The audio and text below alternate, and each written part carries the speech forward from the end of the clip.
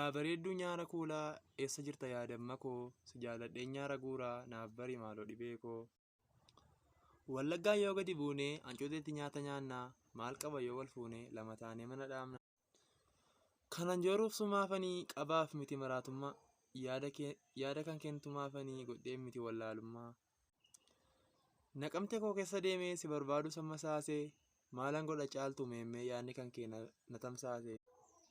Sigeetti yoon qaxxaamuru manni keessan cufamaadha. Ya caaltuu koo tokkeetiru ayyaada keentumamaadha. Yaa birbirsa laga keenyaa sin muramoo sin buqqisaa. Yaa shurrubbee goda keenyaa suma yaaduun na huqqisaa. Mee maal qaba yoonaaf dhuftee balaliitee akka allaattii. Moo onnee kan kee jibbaan cuftee na darbatte hallayyaatti.